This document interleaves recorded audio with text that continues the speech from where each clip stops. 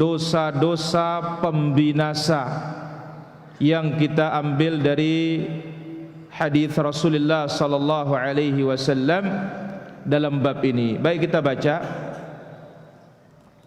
Yaqulu al-musannifu rahimahullahu taala an Abi Hurairah radhiyallahu anhu anna Rasulullah sallallahu alaihi wasallam qala.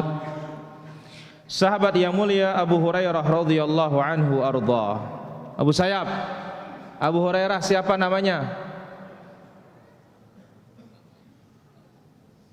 Ai karena Abu Hurairah nono.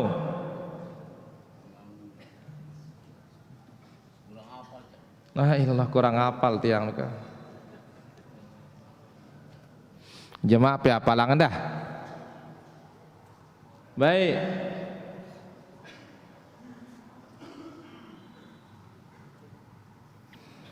Silmi. Siapa namanya Abu Hurairah itu? Abu, hidup pangasih Abu. Silmi, Batu Yang. Dengan kendaitan masina. La ilaha illallah. Ya, Dahlin. Saya Abu Rahman. Nena Abu Dahlin ke? Abdurrahman.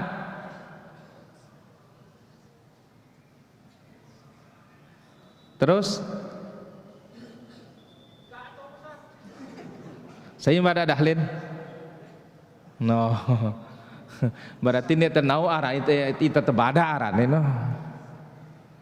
Baik, Mami Ijan. Abdurrahman ibn Sakhar ad-Dawsi radhiyallahu anhu arda. Beliau mengatakan anna Rasulullah sallallahu alaihi wasallam qala, bahwasanya Rasulullah sallallahu alaihi wasallam bersabda, ijtanibus sab'al mubiqat, jauhkanlah 7 dosa yang membinasakan. Al-mubiqat ay al-muhlikat, dosa-dosa yang mencelakakan. Dinamakan dia mubiqat li'annaha tahliku fa'iluha fid dunya,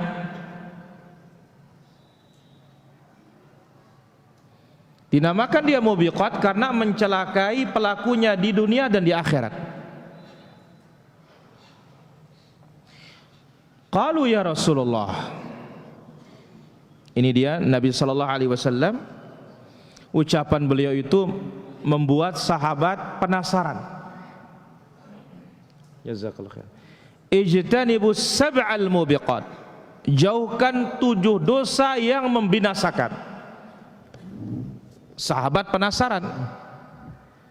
Ya Rasulullah, mahunna, apa 7 dosa yang membinasakan itu? Kita bisa binasa dunia, bisa binasa juga di akhirat. Celaka dunia, celaka akhirat. Qala Nabi sallallahu alaihi wasallam bersabda, yang pertama asyirku billah, syirik kepada Allah azza wa jalla. Ini dosa terbesar membinasakan anak Adam. Apa itu? Syirik kepada Allah azza wa jalla. Guru Mahdan, sebutkan apa itu syirik.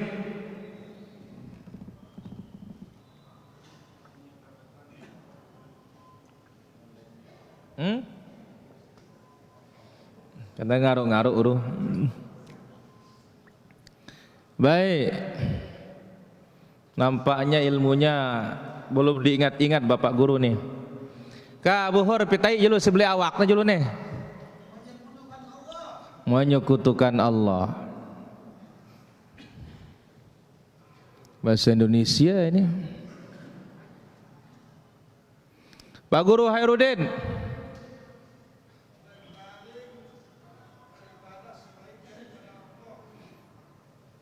memalingkan ibadah kepada selain Allah. Di antara makna syirik. 0.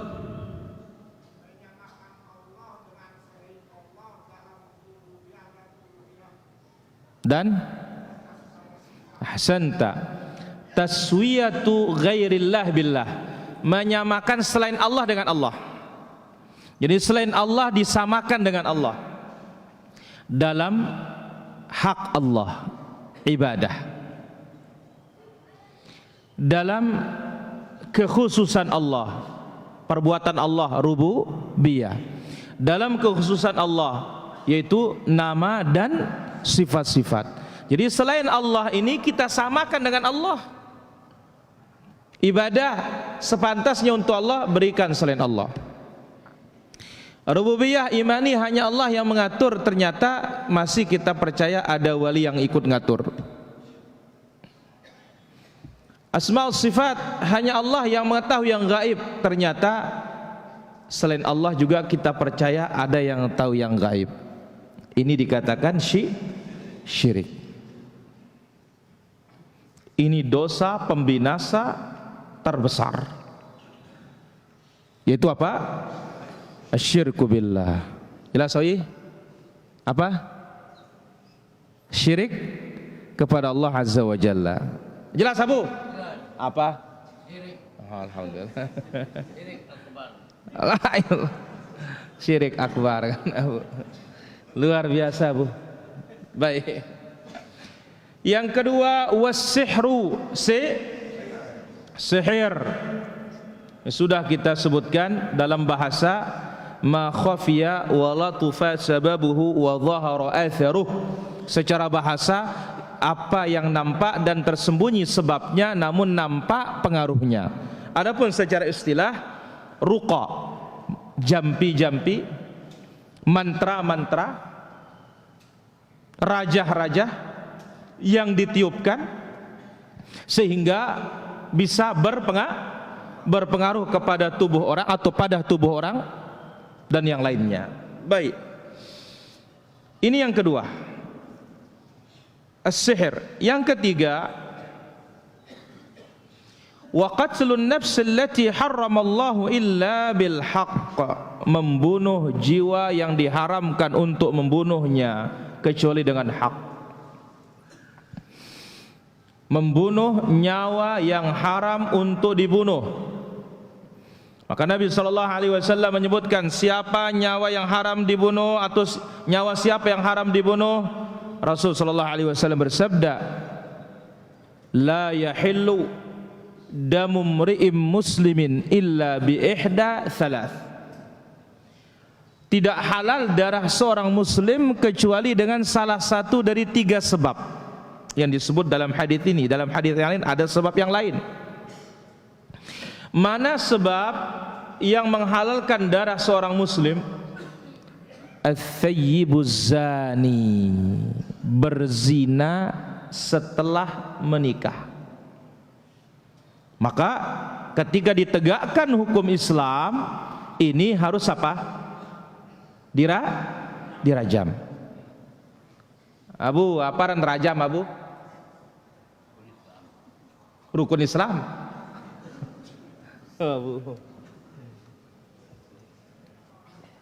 Rajam emplentong. Abu, apa arti rajam? Ngamet. Ayo. Dilempar sampai mati. Ini namanya apa? Rajam. Yang kedua,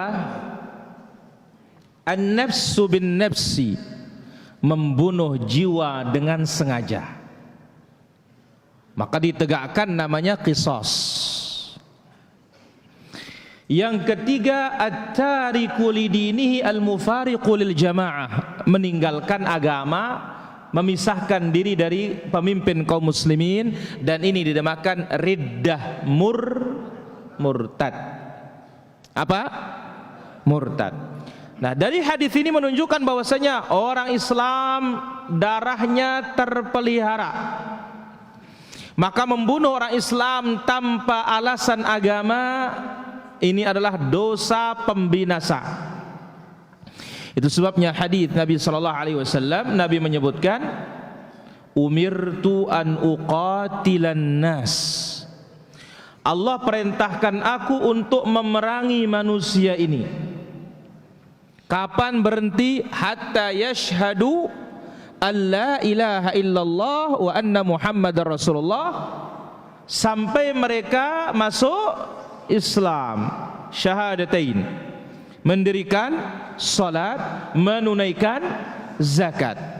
Fa idza fa'alu dzalika 'asamu minni dima'ahum wa amwalahum, kata Nabi sallallahu alaihi wasallam. Kalau mereka lakukan itu, maka terpelihara darah mereka, terpelihara harta mereka. Ini yang pertama yang tidak boleh untuk ditumpahkan darahnya muslim.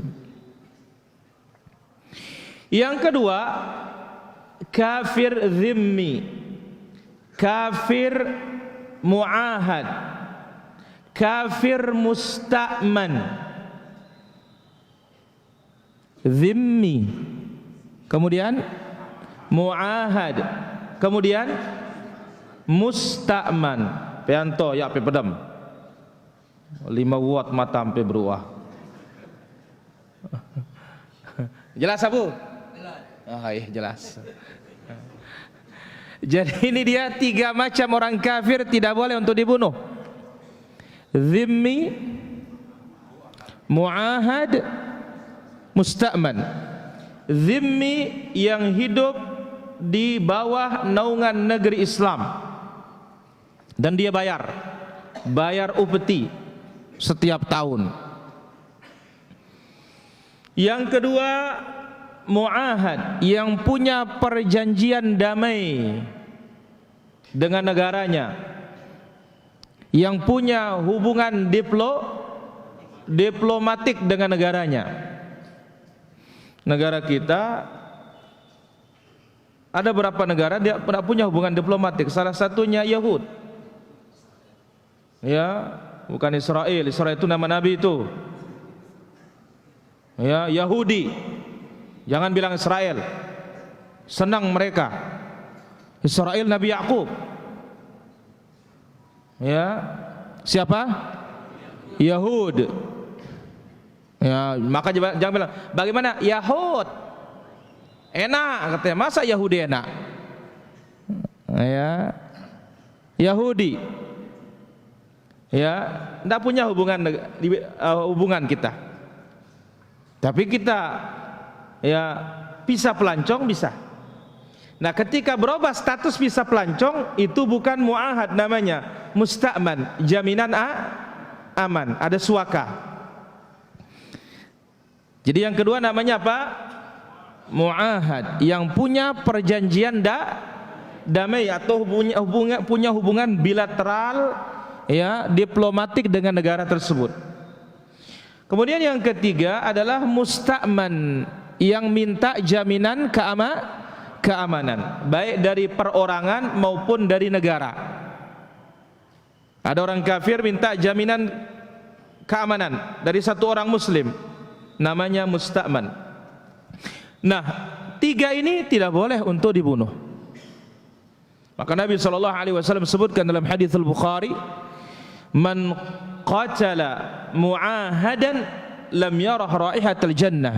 Siapa yang membunuh orang kafir yang mu'ahad, ada perjanjian damai dengannya, maka yang membunuhnya tidak akan mencium aroma surga kelak pada hari kiamat. Nah, jadi di antara dosa membinasakan apa? Membunuh jiwa yang diharamkan oleh Allah membunuhnya kecuali dengan hak. Ini sudah berapa? 3. Yang keempat, wa aklur riba, makan apa? Makan riba. Minjam uang punya 0, ini sudah riba. Apalagi 5%, 10% bunganya riba. Kemudian minjam uang, kasih orang sawah digadai, sawahnya orang dimanfaatin, riba. Kemudian kasih minjam duit, ya, dikasih apa? Jaminan motor orang dipakai, mobil orang dipakai, riba. Ini dosa yang mencelakai kita para hadirin. Tapi ingat, riba paling riba lagi adalah istitalatul mar' ala irdi akhihi. Kita membicarakan kehormatan saudara kita, ini lebih dari riba. Lebih dari apa? Riba. Kita bicarakan kehormatan saudara kita, fulan ini masuk dari pintu apa? Ghibah, ngerantik batur. Ini riba paling riba. Kita membicarakan kehormatan saudara kita. Maka itu sebabnya Nabi SAW menyebutkan, man satara musliman satarahullahu yaumal qiyamah. Siapa yang menutup aib seorang muslim, Allah tutup cacatnya kelak pada hari kiamat. Al jaza min jinsil amal. Balasan itu tergantung perbuatan. Makan apa? Riba. Hati-hati ini para hadirin rahmati Allah azza wa jalla. Meskipun ringan bunganya, tapi ringan bunganya paling ringan seperti dosanya orang menzinahi ibunya sendiri. Baik, maka ini hati-hati kaum muslimin yang punya nafsu besar, ya, ingin cari modal atau punya modal, ya, kapan kita punya kalau tidak kita minjam katanya. Demikian juga pegawai-pegawai kita ini yang sudah menyekolahkan SK-nya. Ya, jangankan bawa untung pulang, justru minus. Hati-hati, nggak ada barokahnya itu. Ya, hati-hati. Ini dosa membinasakan. Ya, dosa membinasakan. Aklur riba, makan riba. Tapi ingat, riba paling riba apa? Membicarakan kehormatan saudara kita. Riba paling riba. Ya. Apalagi membicarakan kehormatan orang berilmu, orang-orang saleh. Kemudian berikutnya, wa aklu malil yatim, makan harta anak yatim sebagai paman. Hati-hati yang ngurus harta anak yatim. Ya, misalkan sekarang ada LKSA, Lembaga Kesejahteraan Sosial Anak, punya lembaga dibuat. Hati-hati penanggung jawab ini. Kenapa? Banyak juga yang bodong. Ya, musim pemeriksaan dikumpulin semuanya.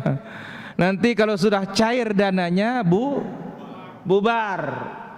Ya, semuanya masuk lendang kantong. Hati-hati. Ya, ini adalah apa? Bagian dari dosa yang membinasakan. Maka Allah Azza wa Jalla sebutkan dalam Al-Quran, alladzina ya'kuluna amwalal yatama zulma innama ya'kuluna fi butunihim nara wa sayaslawna sa'ira. Orang-orang yang memakan harta anak yatim dengan kezaliman, innama ya'kuluna fi butunihim nara, dia itu makan api di dalam perutnya. Setelah dia makan api, nanti hari kiamat akan dimasukkan ke dalam neraka. Ini dia diantara dosa membinasakan. Kemudian berikutnya, wattawalli yaumaz zahfi, lari dari medan pertempuran. Dari medan apa? Perang. Kalau kita sudah berhadapan dengan musuh, jangan lari, tahan. Maka Allah Azza wa Jalla menyebutkan, atau Nabi sallallahu alaihi wasallam bersabda, apa kata Nabi alaihi salatu wasallam, atau sebelumnya Al-Qur'an, idza laqitumul ladzina kafaru, ya, apabila kalian bertemu dengan orang-orang kafir, fala tuwalluhumul adbar, jangan kasih dia punggung kalian, rarat, lari. Ya. Kemudian juga telah disebutkan oleh Nabi sallallahu alaihi wasallam dalam kasus perang Mu'tah. Perang apa? Perang Mu'tah. Perang Mu'tah ditunjuk oleh Nabi SAW beberapa panglima perang. Kalau yang pertama ditunjuk Abdullah bin Rawahah, kemudian ditunjuk ya Zaid ibn Harithah, kemudian ditunjuk Ja'far ibn Abi Talib. Ya, kalau meninggal fulan, kalau mati fulan diganti oleh fulan, kalau mati fulan diganti oleh fulan, sampai 3 ini disebut oleh Nabi SAW. Ada Nabi SAW berbicara dengan wahyu dari Allah Azza wa Jalla para jamaah. Maka Nabi mengatakan, lamun mati ini ganti isi ini, mati isi ini ganti isi ini. Ternyata benar, semuanya syahid, semuanya mati syahid. Apa yang terjadi? Saat itu dipeganglah ya tampuk kepemimpinan panglima perang oleh Khalid ibnul Walid. Khalid ibnul Walid dalam sejarahnya hatta zaman jahiliyah tidak pernah kalah yang namanya perang itu para jamaah. Taktik luar biasa. Ya, dilihat keadaan seperti itu, ya dia perbaiki, dia robah aturan peperangan. Sayap kiri dipindah sayap kanan. Jelas Abu? Ayo. Ya, sayap kiri dipindah sayap kanan. Ya, yang tadi menyerang di depan dipindah menjadi belakang, yang belakang maju menjadi depan. Sehingga terkesan oleh musuh nampaknya ini pasukan baru terus yang datang ini. Sambil terus mundur, sambil terus mundur, sambil terus mundur, selamatlah sampai ke Madinah pasukan ini. Ibnu Umar radhiyallahu anhu mengatakan, takut dia.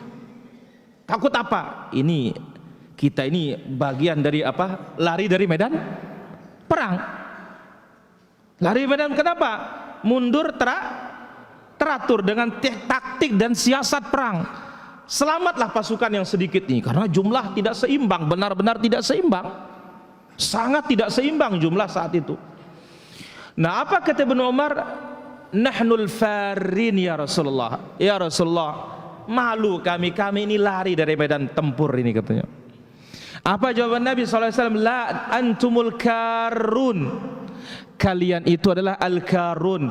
Mundur sedikit, maju, mundur selangkah, maju 10 langkah. Istilahnya apa? Kalian sedang mencari siasat.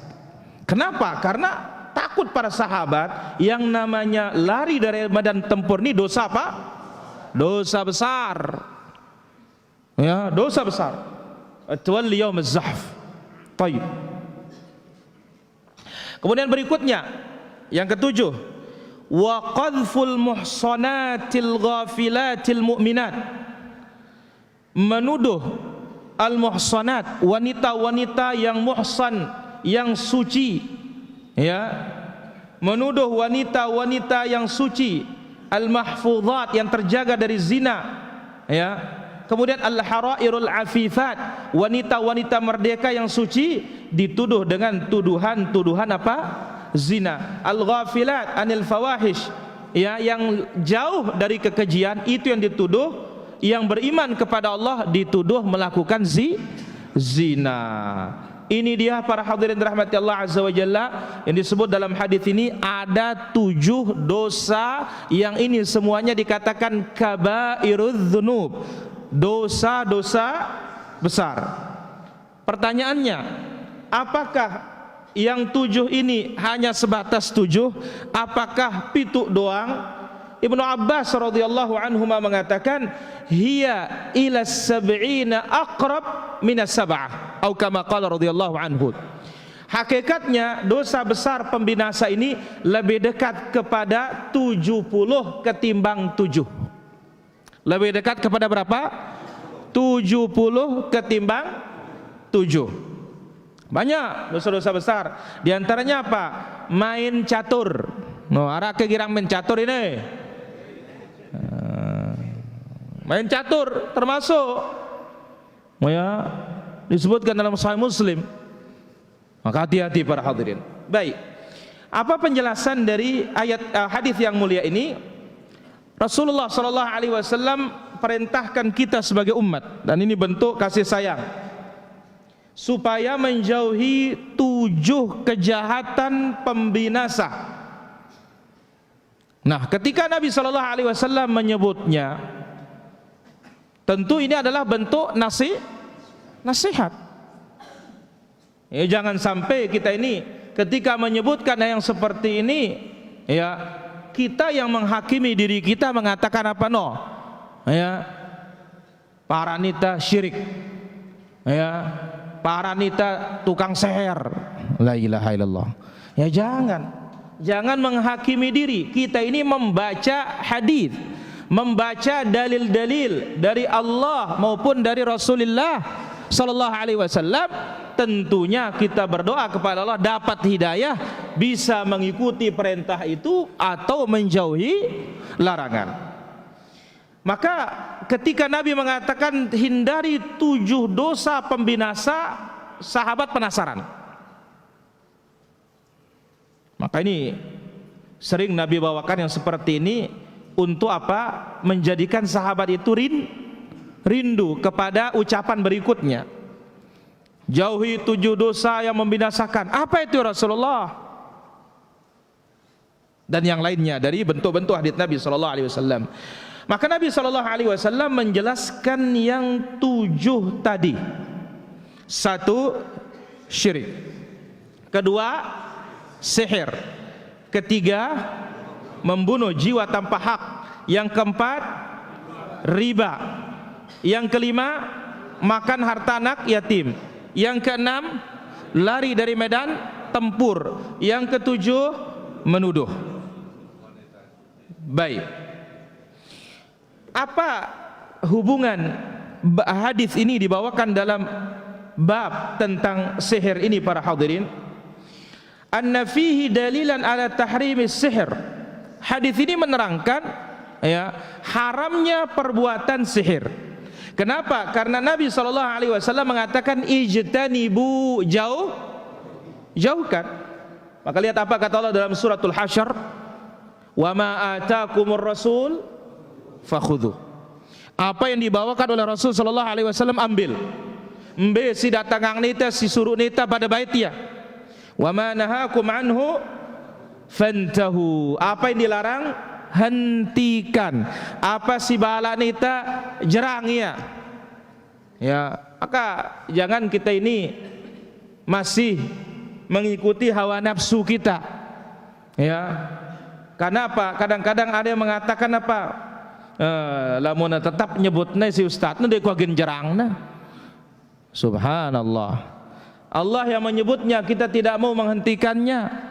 Rasul sallallahu alaihi wasallam yang menyebutnya, kita tidak mau menghentikannya. Lantas apa kata Allah azza wa jalla di akhir suratul Mursalat? Fabi ayyi haditsim ba'dahu yu'minun. Kalau dengan Quran dia tidak beriman, ucapan apa yang mau diimani? Apa terbaca yang sida ampun demele beriman lamun Quranun dia demele? Kalau dengan dalil tidak mau, terus apa maunya? Mau dongeng? Mau cerita? La ilaha illallah. Maka kita katakan para hadirin rahmati Allah azza wa jalla, dibawakan hadis ini dalam bab ini menunjukkan bahwasanya haramnya sihir, dan sihir merupakan dosa besar, dan di sini Nabi mengatakan ijtanibu, jauhi. Taib. Kemudian apa faedah bisa diambil dari hadis ini? Yang pertama, tahrimus syirki billah, haramnya perbuatan syirik, dan syirik ini merupakan akbarul kabair wa a'zamudz dzunub, dosa besar paling besar dan dosa yang paling agung. Tidak ada lebih hebat dari perbuatan apa? Syirik. Maka oleh karena itu dijelaskan oleh para ulama kita, dan itu yang tertera dalam Al-Qur'an, ya, dalam beberapa surat, dalam surat Hud maupun yang lainnya, demikian juga dalam surat Nuh. Ittafaqad da'watir rusul ala arba'ati usul, atau ala arba'ati asya. Sepakat dakwah para nabi dan rasul itu di atas 4 pokok. Berapa? 4 pokok. Pokok yang pertama adalah ad-da'watu ila tauhid wa nabdhiz syirik. Dakwah kepada tauhid, kemudian meninggalkan apa? Kesyirikan. Sepakat. Walaqad ba'athna fi kulli ummatin rasula an i'budullah wajtanibut taghut. Kami telah utus pada setiap umat rasul agar mereka beribadah kepada Allah dan meninggalkan segala sesembahan selain Allah. Abu Sayyaf, berapa jumlah nabi?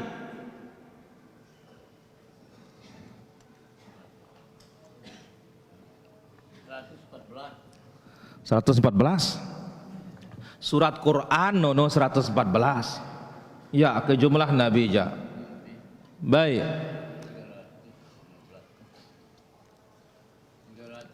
Mami Iwar, berapa Mami Iwar jumlah nabi? Hah?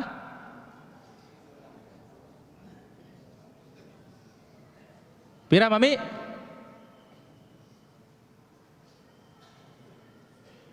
Dahlin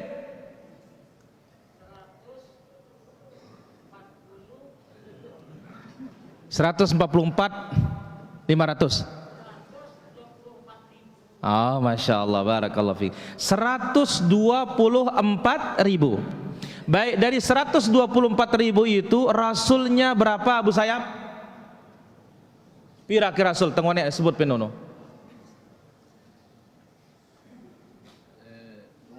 Balamu.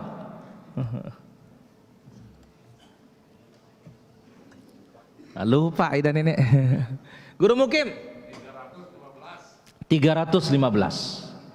Sepakat semuanya itu dakwahnya apa? Dakwatu ila tauhid wa nabdhish syirik. Yang kedua, ini disepakati oleh para nabi dan rasul, dakwatuhum qaumahum ila ittiba'ihi.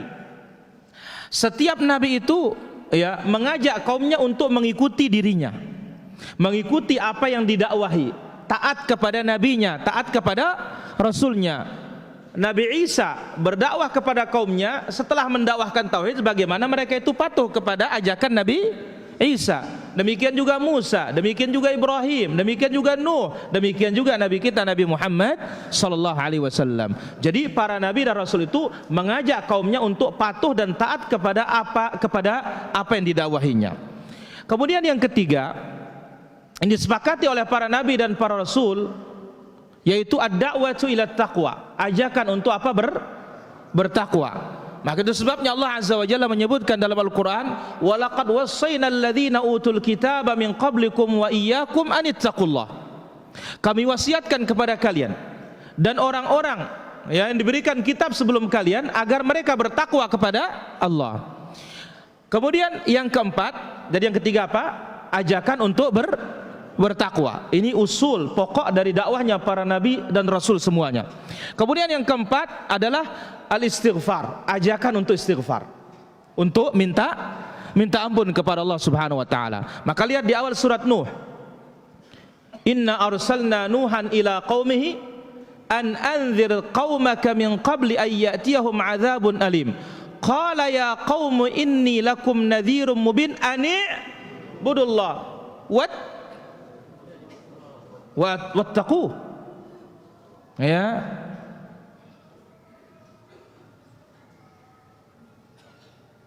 qala ya qaumi inni lakum nadhirum mubin an i'budullaha wattaquhu wa athi'un yaghfir lakum min dhunubikum wa yuakhirukum ila ajalin musamma inna ajalallahi idza jaa la yu'akhkharu law kuntum ta'lamun. Qala rabbi inni da'awtu qaumi laylan wa nahara falam yazidhum du'a illa firara wa inni kullama da'awtuhum litaghfira lahum ja'alu asabi'ahum. Ya, kemudian juga dalam surat Hud dan yang lainnya, inilah dia sepakat dakwahnya para nabi dan para rasul di atas 4 pokok ini. Pertama apa? Da'watu ila tauhid wa nabdhi syirik, meninggalkan syirik. Yang kedua, ajakan kaum mereka untuk beriman kepada nabinya dan patuh kepada nabinya dan dakwah nabinya. Kemudian ajakan untuk bertakwa kepada Allah Azza wa Jalla. Dan yang keempat yaitu apa? Al-istighfar. Taib. Faedah berikutnya, tahrimus sihir, haramnya sihir. Dan sihir merupakan kabairudz dzunub yang menghancurkan dan termasuk nawaqidul Islam, pembatal Islam. Yang ketiga, tahrimu qatlin nafs bighairi haq, haramnya membunuh jiwa tanpa hak. Maka oleh karena itu para hadirin rahmati Allah Azza wa Jalla, betapa pentingnya fiqhul jihad, ya, karena orang masuk ya membunuh dengan tanpa hak dengan pintu yang ada syubhatnya, menggunakan apa? Pintu jihad. Padahal jihadnya di seberang lautan, dia pun berada di seberang lautan. Maka perlu hati-hati. Kemudian yang keempat, bolehnya membunuh jiwa apabila dengan hak, seperti qisas, seperti orang murtad, kemudian orang yang berzina sudah menikah, tetapi yang menegakkannya siapa? Penguasa, bukan kelompok, bukan juga person atau pribadi. Kemudian yang kelima, haramnya riba dan besarnya bahaya riba. Tidaklah terjadi mahalnya harga dan semisalnya para hadirin ini, melainkan pengaruh dari apa? Riba. Pengaruh riba, salah satu pengaruh riba adalah mahal. Ya. Kenapa? Karena orang minjam duit pakai usaha. Dia sudah pikir, kalkulasikan bahwasanya ini berapa bunga yang harus di-store, kemudian berapa dapatnya. Sudah dua ini.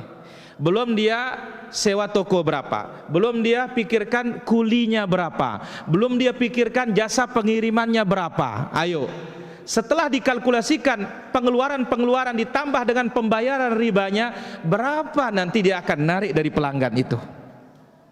Baik.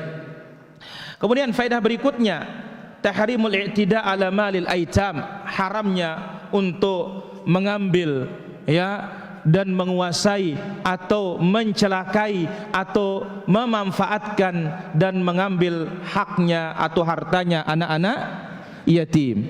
Al yatim yaitu selama dia belum balik dikatakan apa? Yatim.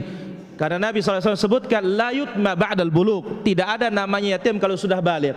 Kalau sudah balik berhenti namanya yatim. Kemudian faedah berikutnya, tahrimul firar yauminaz zahab, haramnya lari dari medan tempur. Itu sebabnya Nabi bersabda, la tatamannau liqa'al adu, jangan kalian berangan-angan bertemu dengan musuh, tetapi kalau bertemu sabar. Ya, sabar, jangan lari. Faedah berikutnya, tahrimul qadh bizina wal liwat, haramnya menuduh dengan zina atau homoseks kecuali dengan bukti syahadah empat orang. Kalau tidak cukup 4, maka akan melayang di punggung kita cambukan. Kenapa? Menuduh tanpa bukti. Kemudian yang terakhir, anna qadhul kafir laisa minal kabair, adapun menuduh orang kafir itu bukan termasuk dosa besar. Menuduh orang kafir bukan termasuk. Yang disebut dalam hadisnya adalah menuduh wanita yang beriman. Saya kira demikian apa yang bisa kita ambil pada kesempatan malam hari ini. Wal ilmu indallah, sallallahu alaihi wasallam wa baraka ala abdika wa rasulika Muhammad wa ala alihi washabihi ajma'in. Walhamdulillahi rabbil alamin. Kita azan dulu baru kita tanya jawab.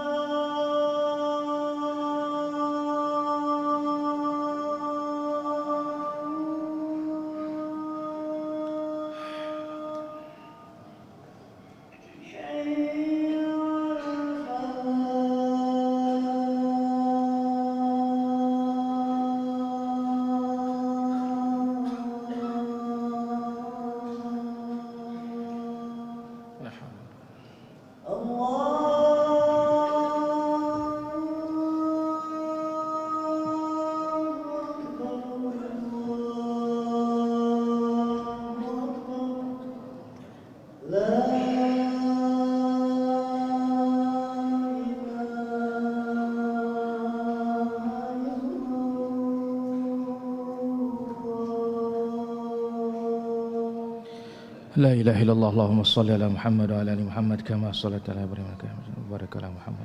Allahumma rabb hadhihi ad-da'wati at-tammah was salatul qa'imah. Ati Muhammadin salatul fadhil ba'athu maqaman mahmudan alladhi wa'ata. Alhamdulillah wassalatu wassalamu ala Rasulillah wa ala alihi wa sahbihi wa mawalah ma ba'd.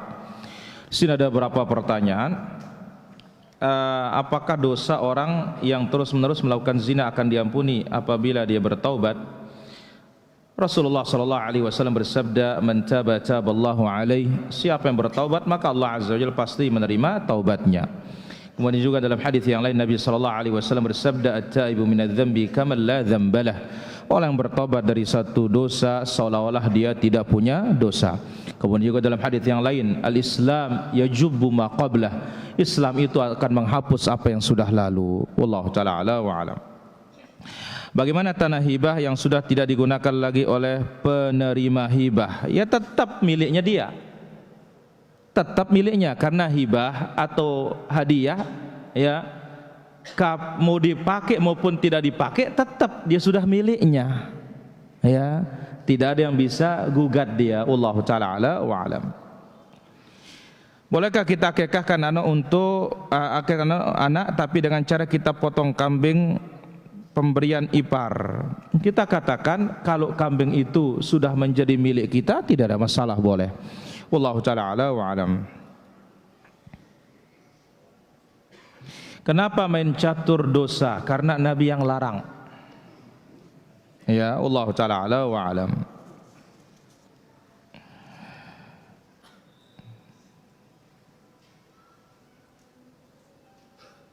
Seorang bunuh diri dikarenakan oleh seseorang. Apakah secara tidak langsung orang tersebut telah membunuh orang yang bunuh diri? Kita katakan musabbibat, penyebab, iya. Ya, bisa masuk dalam bagian dari pembunuh. Wallahu taala ala wa alam.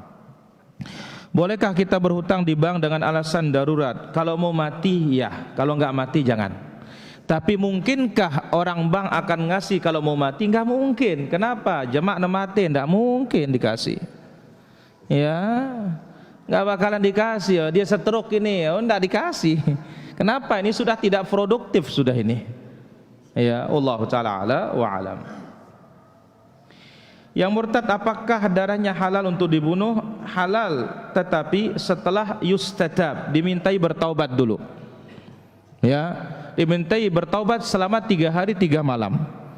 Kalau ternyata dia tidak mau, maka ditegakkan hukumannya oleh penguasa. Wallahu taala ala wa alam. Lanjut Abu. Nah, masalah seher niki. La ilaha illallah. Kalau seher niki binasa. Kalau dia sholat, dia jamaah sholat. Dia seher binasa. Orang seher. Terus Ya bagaimana hukumnya? La ilaha illallah. Ada tukang sihir katanya, tapi harus jelas tukang sihir, nggak bisa kita tuduh sembarangan. Ya, ada tukang sihir, tapi tetap dia sholat, nggak ada gunanya sholat Abu. Kenapa? Dia batal Islamnya. Maka lihat dalam suratul Baqarah, tukang sihir tidak menjadi penyihir kecuali setelah dia kafir.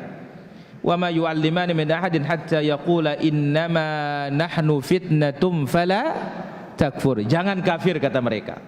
Wallahu taala ala wa alam. Berapa lama masa iddah wanita yang talak 3, yang ditinggal talak 3 dan wanita tinggal mati? Mungkin 2 permasalahan nih. Kalau dia talak 3, ya artinya sudah 3 kali talak, maka tinggal 1 kali haid saja.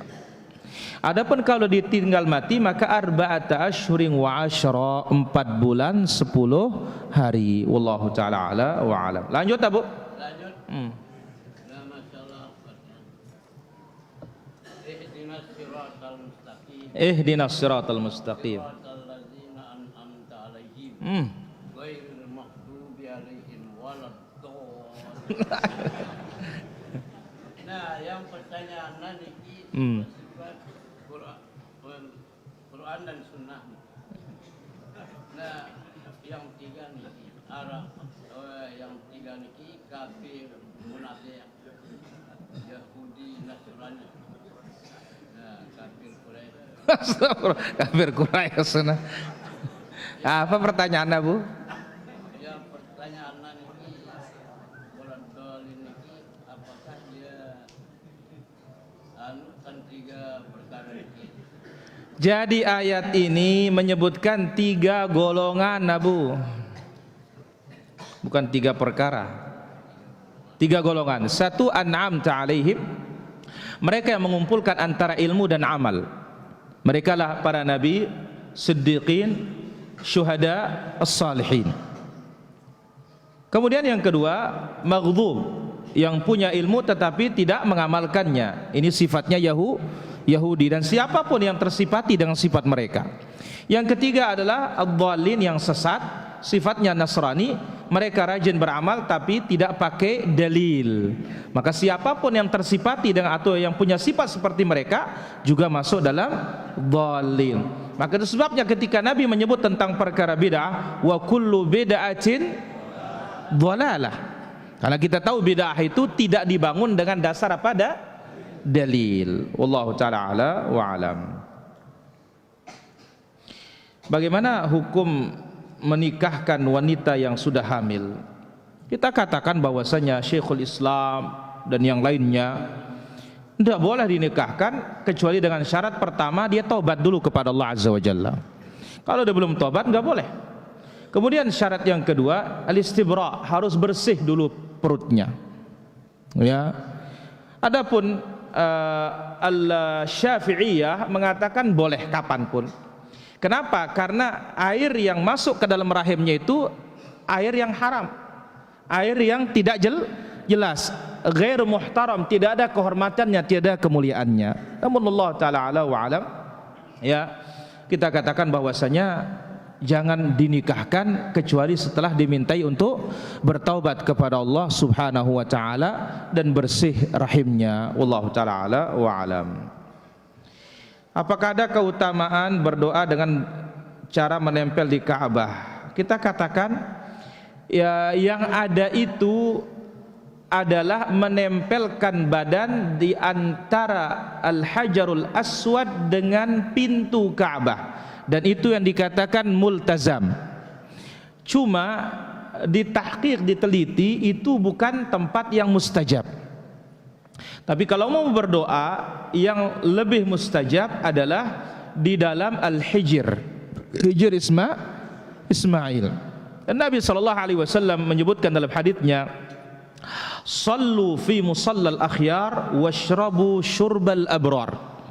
Salatlah kalian di tempat orang-orang pilihan dan minumlah minuman orang-orang yang berbakti. Mana dia musallal akhyar disebut, itulah dia di Al-Hijr, di dalam Hijr yang berbentuk tapal kuda huruf U. Adapun minumannya orang-orang bakti adalah minum Zam-Zam. Saya kira demikian para hadirin apa bisa kita ambil pada kesempatan yang berbahagia dan mulia ini. Mohon maaf atas segala kekurangan dan kesalahan, karena kita sebentar lagi menyaksikan akad nikah insyaallah taala. Wassallallahu wasallam wa baraka ala abdika wa rasulika Muhammad wa ala alihi wa sahbihi ajma'in. Subhanakallahumma bihamdik asyhadu an la ilaha illa anta astaghfiruka wa atubu ilaik. Wassalamu alaikum warahmatullahi wabarakatuh.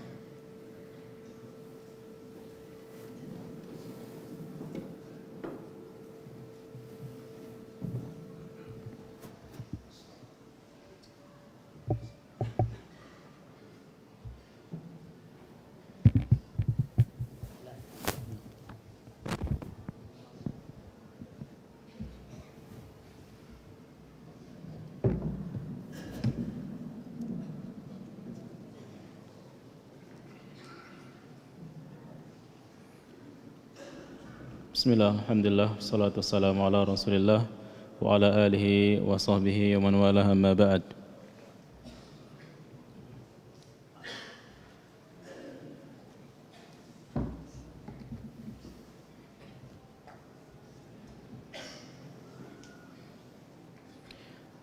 Para jemaah sekalian, sebelum kami umumkan jadwal kajian untuk pekan ini, yang pertama, insyaallah sebentar lagi akan ada akad nikah di masjid kita ini, yaitu saudara Muhammad Rifki Isnanwadi bin Bapak Mashuri dari Bengkel, Lombok Barat, dengan ukhti Aisyah binti Muhammad Amrin dari Kalijaga. Dan kepada mempelai laki dan walinya serta Bapak Kua atau yang mewakili, silahkan kami persilahkan untuk duduk di depan. Baik, pengumuman selanjutnya.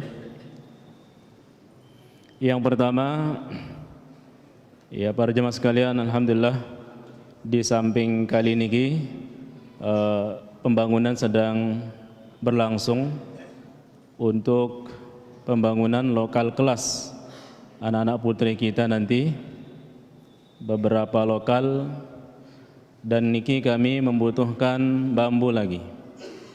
Jadi kita harapkan kepada antum, ketua-ketua pengajian masing-masing daerah pengajian, daripada jamaah niki, jadi mulai kita mengeluarkan bambu niki, nyugulang bambu atau ampel, ukurannya berapa sih? 4 meter seperti biasa. Di masing-masing kampung daerah pengajian, sila pada tongang kita bambu niki langsung ke markas sekarang. Ya, jadi ke markas, nanti di belakang tempatnya. Ya, lewat kali niki. Antum sebagai ketua pengajian daripada jamaah ta, ya pada jawang kita bambu niki, tingginya atau panjangnya 4 meter, selaku ketua pengajian niki pada jamaah ta. Dan niki kita sangat membutuhkan segera niki, karena pembangunan niki sudah mulai. Kita sangat butuhkan segera bambu-bambu niki. Insyaallah mudah-mudahan sebagai amal jariah ta bareng-bareng. Kemudian mengenai PPDB, penerimaan santri baru atau pendaftaran santri baru, insyaallah tinggal 4 hari lagi pendaftaran akan nutup. Maka oleh karena itu kami harapkan kepada pelungguh yang belum mendaftarkan anak jari niki, baik jenjang TK, SD, SMP, SMA serta Ahmad Ali, baik putra dan putri, sila masih ada kesempatan, tinggal 4 hari, jangan sampai terlambat. Ya, tinggal 4 hari dari sekarang ini. Baik, jadwal kajian kita pekan ini, Rabu besok di Kembang Kerang Daya akan diisi oleh Ustaz Musta'in. Kemudian Kamis di Dasan Bantek akan diisi oleh Ustaz Zainul Fikri. Jumat di Suntalango akan diisi oleh Ustaz Falihin. Sabtu di Jorbat akan diisi oleh Ustaz Mizan. Ahad yang pertama kajian kita bertempat di Dasan Bage Proyek. Ini akan diisi oleh Ustaz Firdaus. Kemudian pada hari itu juga kajian kita bertempat di Masjid Nurul Falah Sembalun Bumbung yang waktunya ba'da salat asar. Ini akan diisi oleh Ustaz Mizan. Kemudian hari Senin kajian kita bertempat di Montor Sugia, akan diisi oleh Ustaz Zainul Arifin. Kemudian kajian malam hari yang diisi oleh Ustaz Mizan. Besok malam Kamis bertempat di Epicentrum Lombok Barat, Mataram. Kemudian malam Jumat di Kampung Karya Batu Beli. Malam Sabtu libur. Malam Ahad di Dasan Bage. Malam Ahad di Dasan Bage. Malam Senin di Cepak Daya. Malam Senin di Cepak Daya. Dan malam Selasa di Masjid Aisyah Lawata Mataram. Kemudian kajian Jumat pagi di sini insyaallah akan diisi oleh Ustaz Sofyan Bafinzen, dan berikutnya pada malam Rabu yang akan datang kajian akan diisi oleh Ustaz Abdullah Husni. Itu saja, jazakumullahu khairan.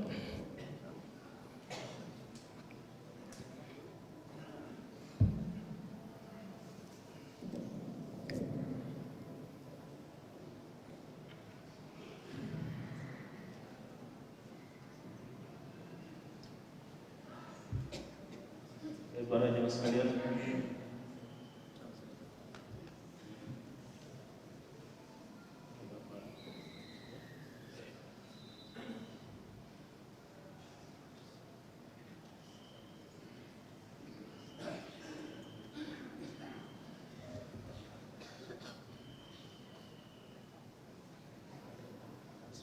ya kami harapkan Bapak Kadus datang kali jaga supaya mengambil tempat di depan, dan keluarga dari mulai laki dan perempuan silakan tunggu maju di depan bareng-bareng. Ya, keluarga juga silakan di depan.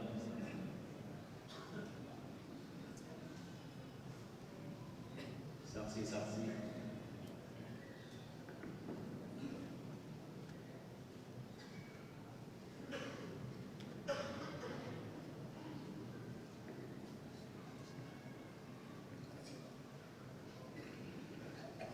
Baik para jemaah sekalian, kita insyaallah akan mulai acara ini. Namun sebelumnya seperti biasa kita akan mendengarkan khutbatul nikah atau nasihat pernikahan yang dalam hal ini akan disampaikan oleh Ustaz kita Ustaz Zan Musia. Pada beliau kami persilakan.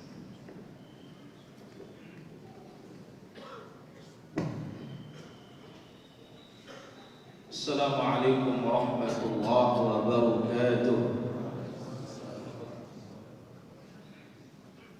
إن الحمد لله نحمده ونستعينه ونستغفره ونعوذ بالله من شرور أنفسنا وسيئات أعمالنا من يهده الله فلا مضل له ومن يضلل فلا هادي له أشهد أن لا إله إلا الله وحده لا شريك له وأشهد أن محمدا عبده ورسوله يا أيها الذين آمنوا اتقوا الله حق تقاته ولا تموتن إلا وأنتم مسلمون يا أيها الناس اتقوا ربكم الذي خلقكم من نفس واحدة وخلق منها زوجها وبث منهما رجالا كثيرا ونساء واتقوا الله الذي تساءلون به والأرحام إن الله كان عليكم رقيبا يا أيها الذين آمنوا اتقوا الله وقولوا قولا سديدا يصلح لكم أعمالكم ويغفر لكم ذنوبكم ومن يطع الله ورسوله فقد فاز فوزا عظيما. ما بعد فإن أحسن الكلام كلام الله وخير الهدي هدي المصطفى محمد صلى الله عليه وسلم شر الأمور محدثاتها وكل محدثة بدعة وكل بدعة ضلالة وكل ضلالة في النار. Hadirin para syuhud yang dimuliakan oleh Allah Azza wa Jalla, demikian juga Bapak petugas kita dari KUA Kecamatan Aikmal yang kami hormati, para asatidzah dan seluruh para saksi nikah yang dimuliakan oleh Allah Azza wa Jalla. Alhamdulillah, sesaat lagi kita akan menyaksikan akad nikah yang merupakan ikatan antara suami istri, laki dengan perempuan, yang disebut oleh Nabi sallallahu alaihi wasallam di dalam hadis yang diriwayatkan Imam Muslim, fattaqullaha fin nisa, bertakwalah kalian kepada Allah wahai para laki-laki pada perempuan, pada wanita. Fa innakum qad istahlaltum furujahunna bi kalimatillah, sebab kalian telah menghalalkan kehormatannya dengan kalimat Allah, yaitu akad nikah.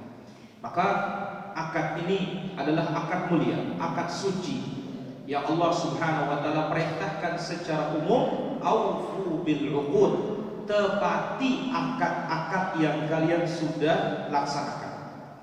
Maka dengan adanya ijab dan kabul, terselesaikan ijab dan kabul, suami memiliki tanggung jawab besar di hadapan Rabbul Alamin tabaraka wa taala, kemudian di hadapan istrinya, kemudian nanti kalau dikaruniai anak, di hadapan anak-anaknya.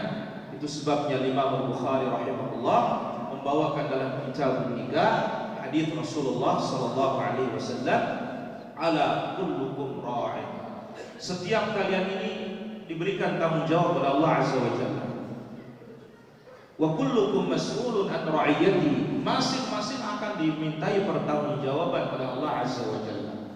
Seorang suami akan dimintai pertanggungjawaban oleh Allah Azza wa Jalla.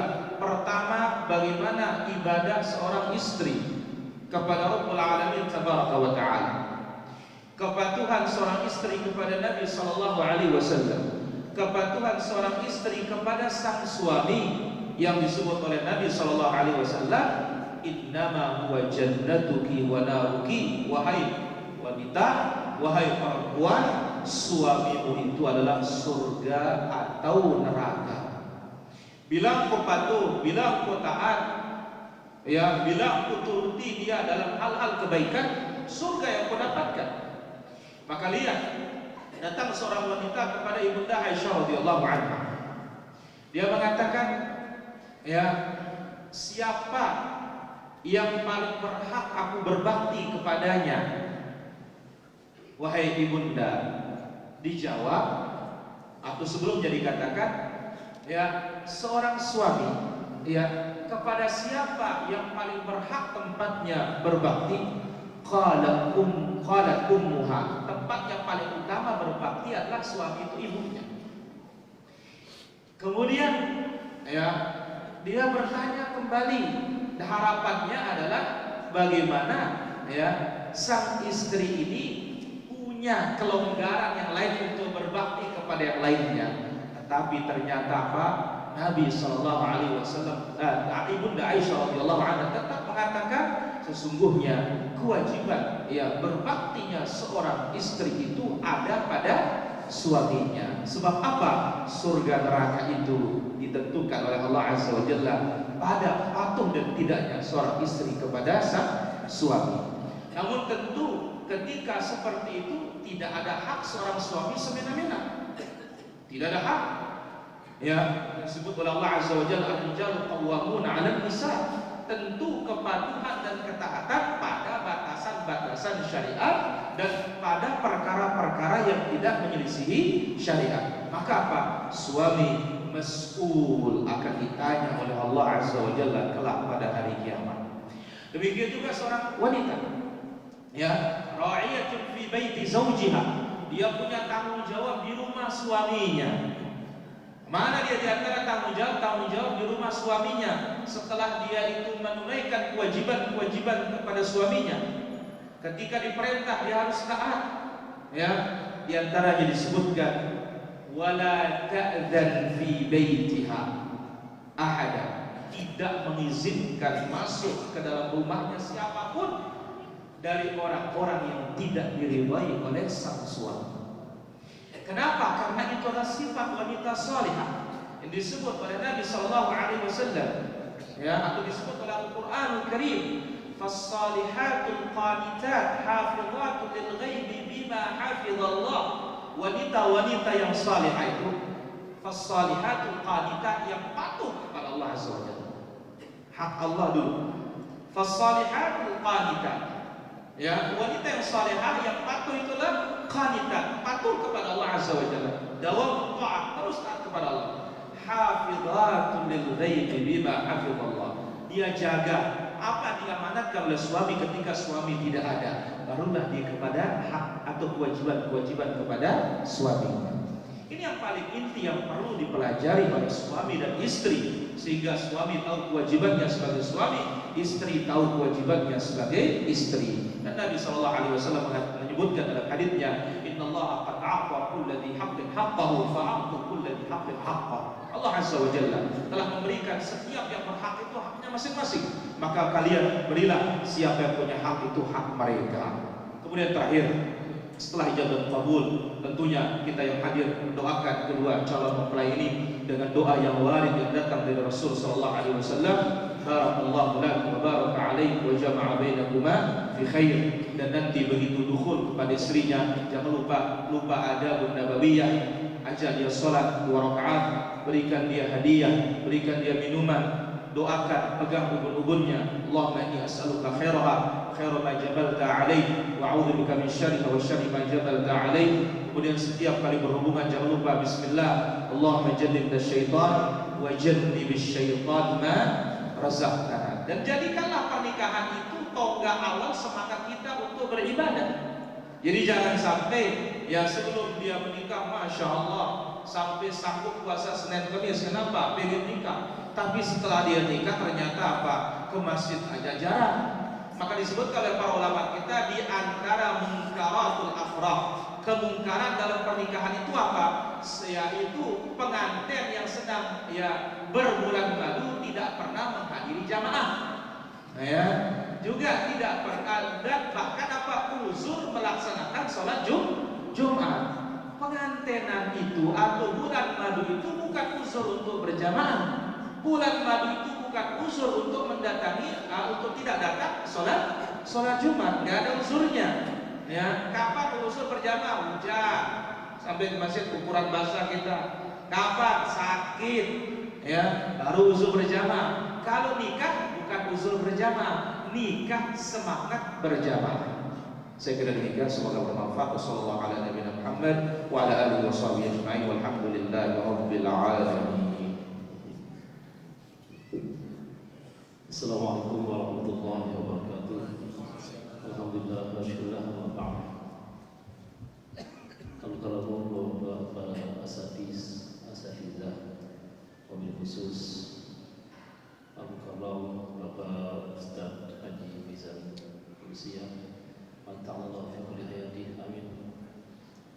Para penyaksian nikah ya Allah, sebelum ijab kabul kita saksikan, terlebih dahulu kami memaklumkan bahwa persyaratan administrasi kedua jauh mulai sudah diperiksa, dan alhamdulillah dari hasil pemeriksaan baik secara hukum syar'i maupun peraturan perundang-undangan, keduanya tidak ada halangan untuk melaksanakan ijab dan kabul, sehingga kutipan akte nikah atau buku nikah dengan nomor akte 0543/029/12 Romawi /2021 sudah ditandatangani, dan insyaallah setelah nikah akan diserahkan kepada mempelai. Demikian pula dari setiap pendaftaran pengumuman tentang nikah ditempelkan pada pengumuman keputusan Jakarta Naimul selama 10 hari sampai dengan malam hari ini. Keduanya tidak ada yang menghalangi atau mencegah pernikahannya, sehingga akad nikah dan ijab kabul dapat dilaksanakan pada malam hari ini dengan wali nikah, wali nasab yang ayah kandung, dan mas kawin seperangkat pakaian sholat dibayar tunai. Keduanya tidak mengadakan perjanjian perkawinan, dan calon istri tidak minta kepada calon suaminya untuk membaca simat pada kalam dengan saksi satu bapak kawin. Oh gitu, dilaporkan sama kawinnya hanya sebagian sholat atau maafnya dalam hal itu seperangkat pakaian sholat dan emas 8,4 gram. Ya, pakaian sholat juga dah ya, pakaian sholat dah, cuma emas saja. Oh dah, kita ulangi, mas kawinnya adalah emas sebanyak 8,4 gram. Besok kita lupa ini dilaporkan bukan seperangkat pakaian sholat saja. Apa harus lupa? Oh iya. Jadi besok kita lupa ya, supaya jadi demikian. Saksi pertama Pak Kadus Bedakawan, saksi kedua siapa? Dari mulai perempuan. Ya, Pak Sian.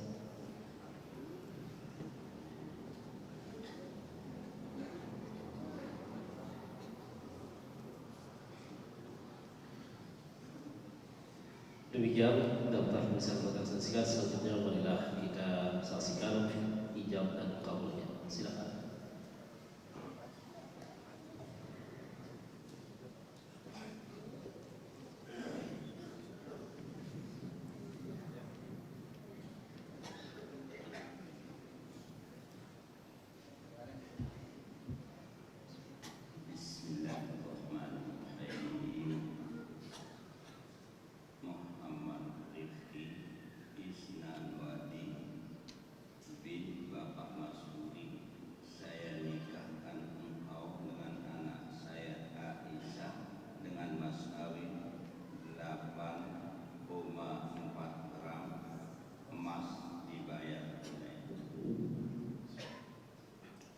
Saya terima nikah anak kandung Bapak Aisyah dengan mas kawin 8,4 gram emas dibayar tunai.